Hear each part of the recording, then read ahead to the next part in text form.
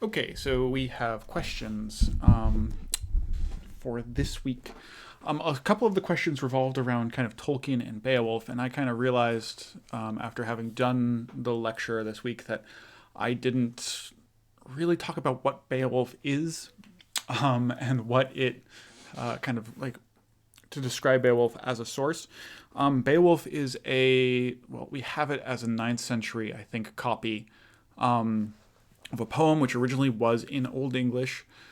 It's not like we have it in one manuscript.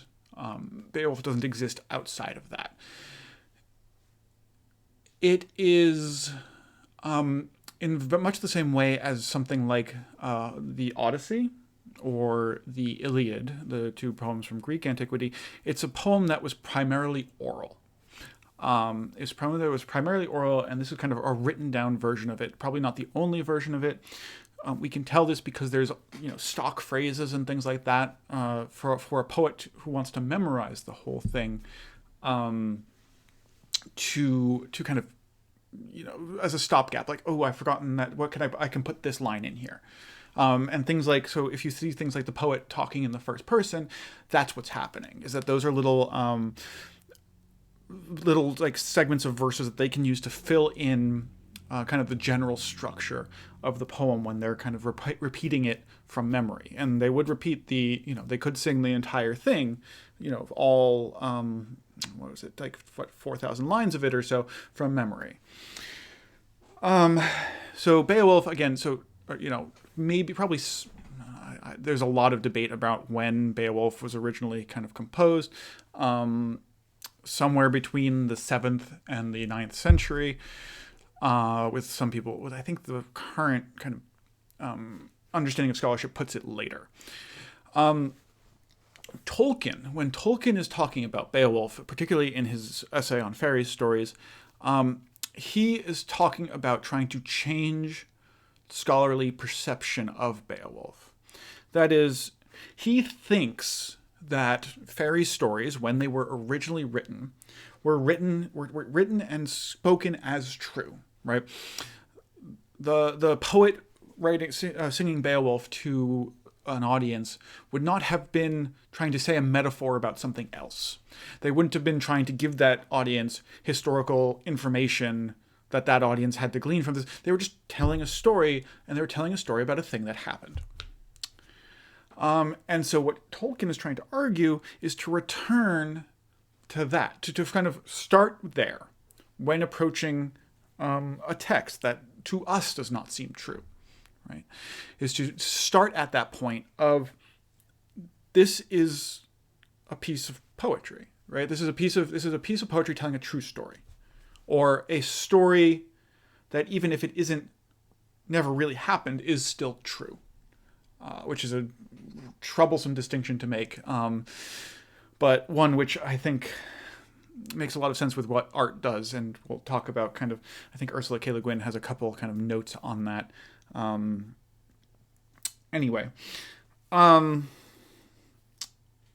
questions on this. And we don't, so because Beowulf, we don't have an author for the Beowulf text. We don't have an author for most medieval texts, but things like this particularly so. It's good to think of kind of in the same way as Homer, like whether or not Homer existed actually as a person is a matter of historical dispute. Just like we say the author of Beowulf, we just mean kind of like someone must have written it, or a bunch of people, and we'll just call that the author. Other things. Kind of just to reemphasize on the point of physical structures. People asking questions about, like, what did I mean by the fact that, like, the structures built before the First World War were medieval, which is to say, like, I'm trying to get at there is that you can, before the First World War in Europe, there's no kind of mental problem with modifying a medieval structure. Right? It's not taking away from that structure's originality. And the examples are the work of Viollet-le-Duc, who is responsible for, among other things, reconstruction, or depending on how he's revitalizing, or the kind of renovations to Notre Dame Cathedral in the early 19th century. When Notre Dame burned 2 years ago now, isn't it? Maybe 3. Like, the whole world kind of watched in horror as that huge spire in the middle of the cathedral crashed down through the cathedral, with people mourning that spire as kind of a loss of Notre Dame, right? But that spire was designed by Viollet-le-Duc. It has no kind of medieval precedent. It wasn't there in the Middle Ages, and most medievalists saw it as an eyesore on the cathedral. Most modern medievalists saw it as an eyesore. But for kind of the people at the time in the 19th century, that wasn't like, imposing on the cathedral. That was just putting the cathedral back to what it should look like.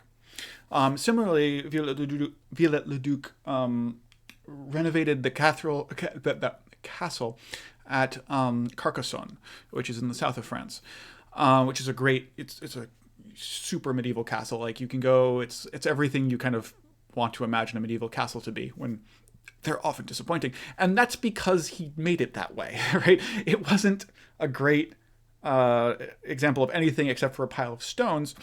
And he made a lot of, in the words of my advisor, questionable restoration decisions. But they weren't questionable for him. They're only kind of questionable in this post-First World War retrospect, which says that there's things that come from the Middle Ages, right? Things that come from the medieval period proper are the only things that count as authentic, right? And in the 19th century, stuff that came from the 19th century but had a medieval aesthetic were still authentic. And that's kind of the distinction I'm trying to make there. That, if York Cathedral was damaged before the First World War, they would have just gone and gotten lead from somewhere. Instead, after the First World War, when it was damaged, they had to go to a medieval building and take medieval lead to use it to fix the medieval building. Otherwise, that building wouldn't be properly medieval anymore.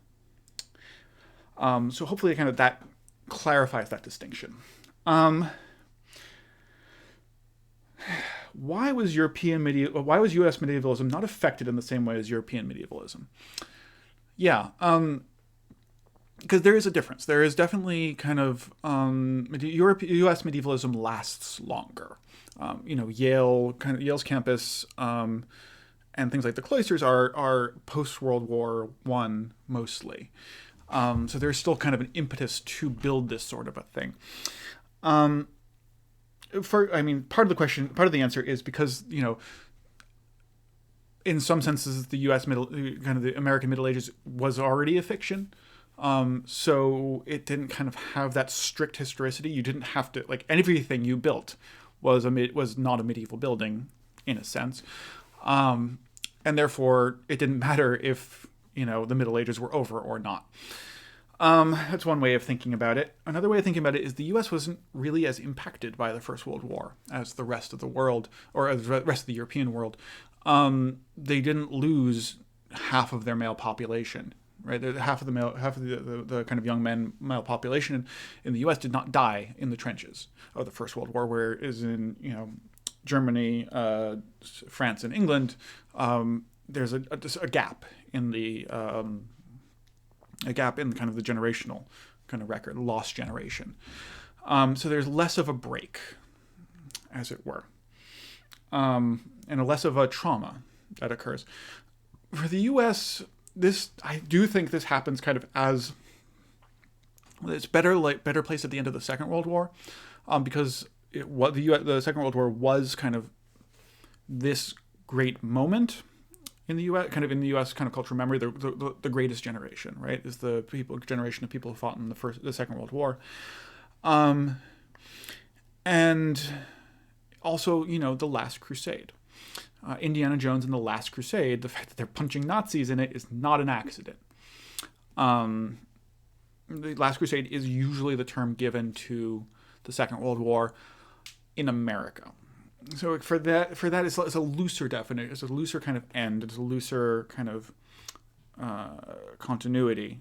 It's not as strict a break as it is in Europe. So And this is really is because of kind of cultural expectations and things like that. How was Anglo-Saxon, kind of the idea of Anglo-Saxonism, racialized Anglo-Saxonism, kind of imported into the U.S. context? This is fairly early. We should, like, even though racialized Anglo-Saxonism is really kind of comes to a prominence in the 19th century, it does have its origins in the 17th century and the 18th century. We can see kind of things that look like it into in the 18th century particularly. I think I mentioned this. Thomas Jefferson, for example, wants to put the Saxon chiefs Hengst and Horsa, who are legendary Saxon warriors, on the Great Seal of the United States.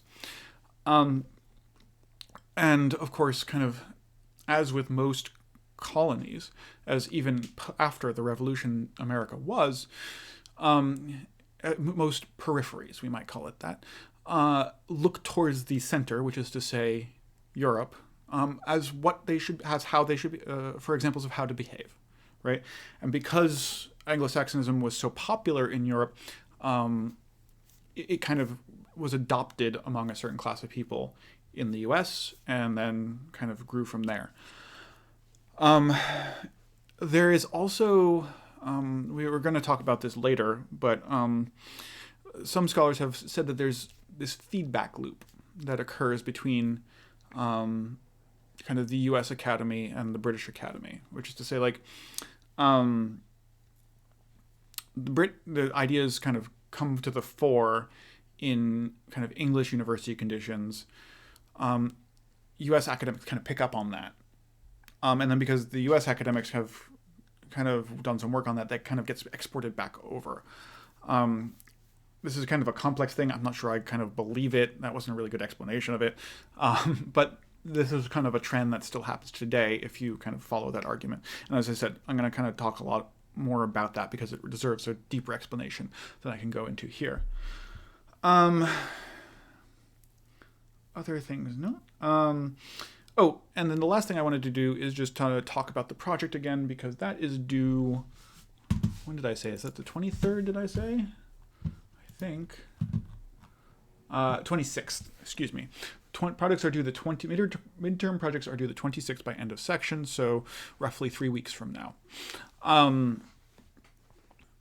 So 3 weeks and 1 day, I think. So these midterm projects, as I said, are kind of short things. They're short.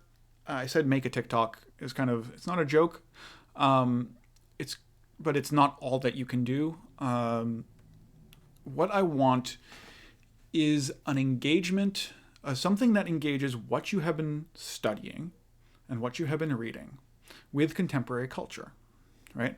And because it engages with contemporary culture, it should not be artificial, right? So, like, don't make a 15-minute video kind of describing the Middle Ages to your peers, because you wouldn't do that naturally, right? That's why I want to say that this is like a short project, because, is it a Twitter thread? Is it a 30-second video kind of making fun of something or kind of looking at something? This is very, very, very open-ended. And I know that this is very open-ended. Part of the reason is because I've never tried this before. So I'm not sure how it's going to come out. I actually really look forward to seeing what you guys think of. And of course, because of this, because I understand that the instructions I'm giving are vague, I am not going to be a jerk about the grading. That's kind of just to get that out there. I'm asking for something new and not the way you usually approach projects in class, and I understand that. If you have specific questions, if you want to say, is this sort of the thing that we want to talk about, please, office hours are a great time to do that. Come by, send me an email otherwise, though it's easier probably to have that discussion in office hours. If you can't make the usual office hours, by the way, just send me an email. We'll work out a Skype time, Zoom time, whatever we're calling it these days. Other than that, that's kind of the question list I have so far. I look forward to section tomorrow.